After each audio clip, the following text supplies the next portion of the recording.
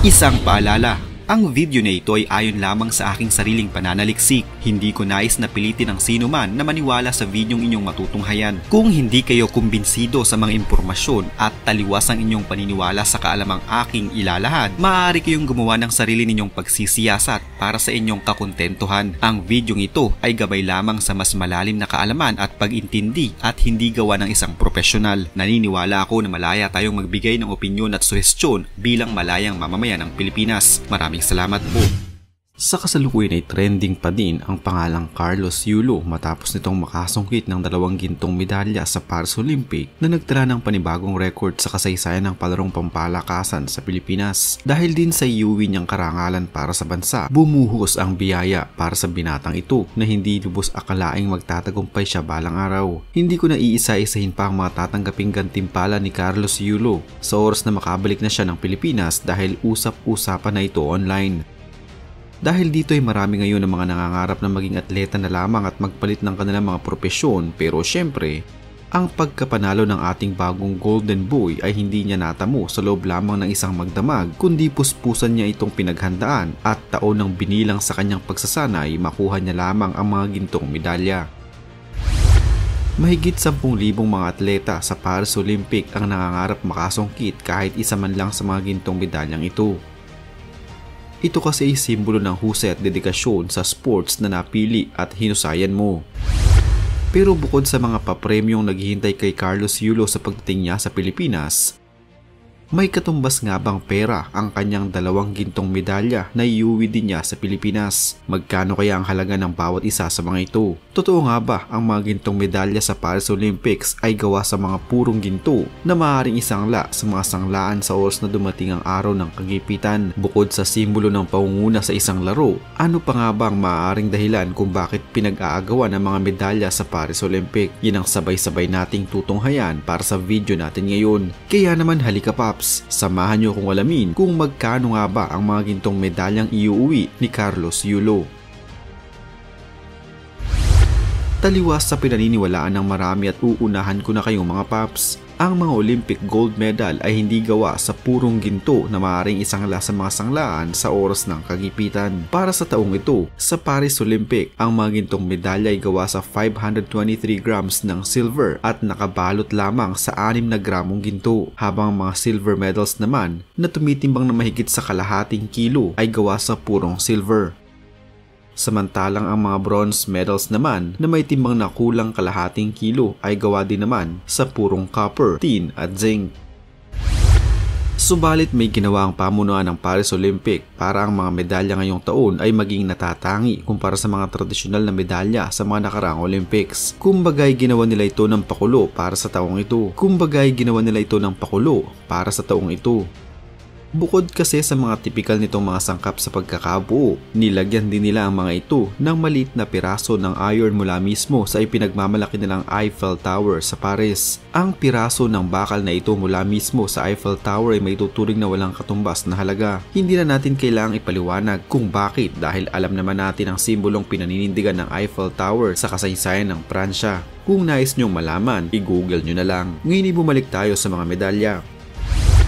Ang bawat medalya sa Paris Olympic ay may katumbas na halaga. Hindi kasama dito ang piraso ng Eiffel Tower na inilagay sa sentro ng bawat Olympic medals. Ang value o halaga ng mga gintong medalya ay nasa $1,027 o may katumbas na halagang humigit kumulang 60,000 pesos depende sa palitan ng dolyar. Habang ang silver medal naman ay nasa $535 ang halaga o halos 30,000 pesos. At ang bronze medal ay nagkakahalaga lamang ng $4.6 o halos 300 piso lamang. Depende pa din ang mga ito sa kasalukuyang palitan ng piso kontra dolyar.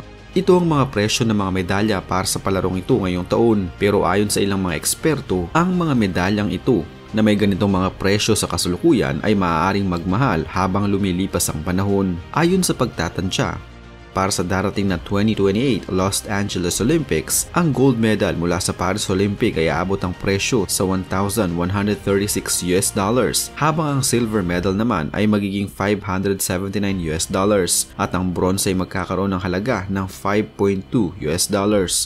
Sa 2032 Brisbane Olympics naman, maaring ang halaga ng gold medal mula sa Paris Olympic ay umabot sa $1,612 habang ang silver naman ay nasa $608 samantalang ang bronze ay aabot sa $6 ang presyo.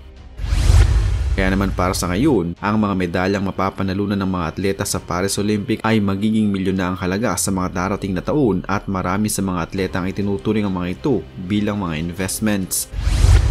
Bilang pagdiriwang ng muling pagbabalik ng Olympics sa France, ang bawat medalya sa Paris Olympics ay nilagyan ng maliliit na piraso ng bakal na orihinal na nagmula mismo sa Eiffel Tower. Nakipagtulungan ang LVMH Group sa pamunuan ng Paris Olympic upang gawin ang disenyo ng bawat medalya. Ang kumpanya lang naman na ito ang nasa likod ng Louis Vuitton, Tiffany, Dior, Fendi, Givenchy, Marc Jacobs, Stella McCartney, Loro Piana, Kenzo, Celine, Sephora, Princess Yacht, TAG Heuer at Bulgari. Ang bawat Olympic at Paralympic medal ay espesyal ngayong taon dahil sa natatangi nitong piraso ng disenyo mula mismo sa iconic na Eiffel Tower ng Paris. Itinayo ito sa pagitan ng mga taong 1887 at 1889. Ang Dame de Fe o Eiffel Tower ay sumailalim na sa napakaraming mga renobasyon dahil sa pinsalang dulot ng natural na kalamidad at kagagawa ng mga tao. Ilan sa mga parte at bakal nito ang permanenteng tinanggal bilang proseso ng renobasyon, maaaring dahil kailangan ng palitan o di kay kinakalawang na. Subalit ang bawat piraso ng bakal na tinatanggal nila sa Eiffel Tower sa tuwing ito ay re-renovate ay itinatago ng pamunuan nito. Hindi nila ito basta itinatapon dahil alam nila na balang araw ang mga kalawangin at lumang piraso ng bakal o metal na ito ay muling magniningning na parang bago. Hanggang sa maisip ng Eiffel Tower Operating Company na gamitin ang mga pirasong ito sa mga medalya ng mga mananalong manlalaro sa Paris Olympics na siyang magbibigay buhay sa mga kinakalawang na piraso ng mga bakal at metal. Ang medalya na dinsenyo katulong ang LVMH Group ay ginawang parang isang alahas. Ang metal o bakal na piraso mula sa Eiffel Tower ay ang hugis hexagon na ito sa sentro ng bawat medalya. Pinagsumikapan nilang muling ibalik sa dating kulay ang pirasong ito na naging perfect naman ang kinalabasan sa kulay na gold, silver at bronze na medalya. Naka-emboss naman ang mga linya sa medalya na mas lalo pang nagpakinang sa mga ito na sumisimbolo umano sa pagpupursige ng bawat manlalaro sa Olympic. Ang kabilang bahagi naman ng bawat medalya ay may sariling pakahulugan at kwento din. Ito ay kwento ng muling pagsilang ng palaro sa Greece. Isang adaptation na kung saan makikita ang Goddess of Victory at ang stadium noong Olympic Games Athens 2004 na dinisenyo ni Elena Vozzi. Naroon pa din sa harap ang Goddess of Victory Athena Nike na kung saan tila sumibol siya mula sa Panathenaic Stadium na naging saksi sa pagkakabuhay muli ng Olympic Game noong taong 1896. Ang Acropolis of Athens na isa ding natatanging feature ng medalya na nakaguhit sa likuran at kasama ang Eiffel Tower sa kauna-unahang pagkakataon para sa Paris 2024 design. Sa disenyo na ito, ang inspirasyon ng ancient games sa Greece, ang French origins ng modern Olympic Games at ang next edition para sa Paris ay lahat bida sa medalya. Kaunting kaalaman mga paps, alam nyo ba na sa kasaysayan ng Olympics sa mundo, nagkaroon na din pala ng pagkakataon na ang gintong medalyang tatanggapin ng isang manlalaro ay gawa sa purong ginto. Huling nagbigay ng ganitong klase ng medalya noon pang taong 1912 sa Stockholm sa bansang Sweden. Subalit simula noong taong 1916, ang International Olympic Committee ay nagpatupad na ang mga gintong medalya sa Olympic ay meron na lamang 6 na gramong 24 karat gold na nakabalot sa mismong medalya. Subalit ang mga medalyang ito, lalo na yung mga mula pa noong unang panahon ay mas nagiging mahalang halaga sa tuwing ang mga ito ay nakakaabot sa mga auction. Tulad na lamang noong taong 2013, ang bilyonaryo na si Ron Burkle ay nagbayad ng nasa $1.46 million sa SCP auctions upang mabili ang gintong medalya ni Jess Owens mula sa 1936 Berlin Olympics. Katumbas ito ng mahigit kumulang 70 milyong piso na itinuturing sa kasalukuyan bilang highest price ever paid for a piece of Olympic memorabilia.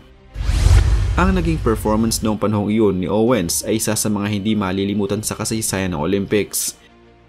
Noong panahong kasing iyon, naniniwala si Adolf Hitler na sa pamamagitan ng Berlin Olympic ay may showcase niya ang superiority at husay ng mga lahing Aryan. Subalit hindi niya inasahan na mapapahiya siya dahil kay Owens. Nagpakadominante kasi ang atleta na ito sa 100 and 200 meter dash, long jump at bilang miyembro ng 4x100 meter relay team.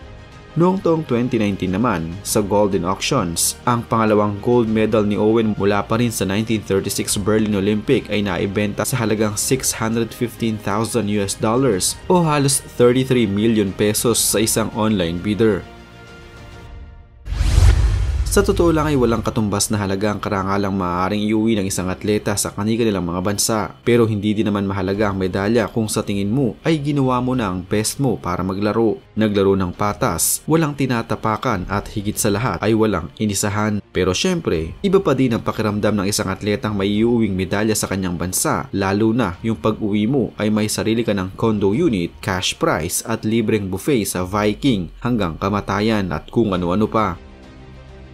Para kay Carlos Yulo, moment niya ito para magsaya, magdiwang at mag-enjoy. Hindi ito ang tamang panahon para maglabas ng kung ano-anong mga chismis tungkol sa kanya at sa kanyang pamilya dahil dapat na mas pinagtutunan ng pansin ang kanyang iuwing medalya, hindi ang mga chismis sa kanyang pamilya.